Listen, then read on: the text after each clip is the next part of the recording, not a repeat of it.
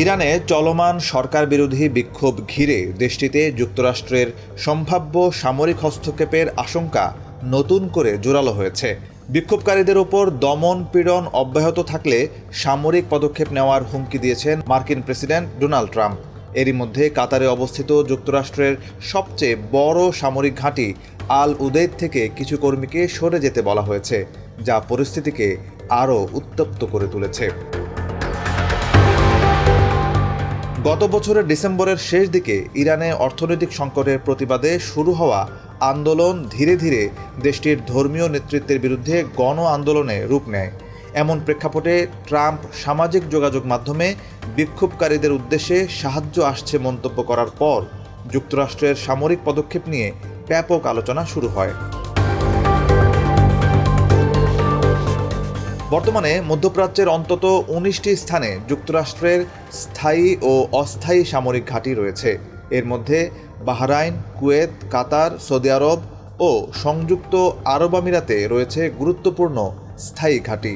কাতারের আল উদেইদ বিমান ঘাঁটি থেকে সাম্প্রতিক কর্মী প্রত্যাহারের নির্দেশকে কৌশলগত অবস্থান পরিবর্তন হিসেবে ব্যাখ্যা করছেন কূটনীতিকরা। এই ঘাঁটিতেই প্রায় ১০,০০০ মার্কিন সেনা অবস্থান করেন। বিশেষজ্ঞদের মতে ট্রাম্প স্বল্পমেয়াদী ও সীমিত ঝুঁকির অভিযানে আগ্রহী। অতীতে ইরানের শীর্ষ সামরিক নেতা কাসেম সোলেইমানিকে ড্রোন হামলায় হত্যা এবং ভেনেজুয়েলা থেকে নিকোলাস মাদুরোকে তুলে নেওয়ার উদাহরণ টেনে এই ধরনের টার্গেটেড অপারেশনের সম্ভাবনার কথা বলা হচ্ছে। এমনকি ট্রাম্প নিজেই একাধিকবার ইরানের সর্বোচ্চ নেতা আয়াতুল্লাহ আলী খামেনির অবস্থান সম্পর্কে জানার ইঙ্গিত দিয়েছেন। তবে বিশ্লেষকদের মতে ইরানে যুক্তরাষ্ট্রের পূর্ণাঙ্গ স্থল অভিযান প্রায় অসম্ভব। এটি ব্যয়বহুল ও দীর্ঘমেয়াদী হবে, যা ট্রাম্পের নীতির সঙ্গে সাংঘর্ষিক। আফগানিস্তান ও ইরাকের অভিজ্ঞতা থেকে শিক্ষা নিয়ে যুক্তরাষ্ট্র ইরানে সেনা পাঠিয়ে শাসন ব্যবস্থা পরিবর্তনের পথে যাবে না বলেই মনে করছেন আন্তর্জাতিক সম্পর্ক বিশেষজ্ঞরা।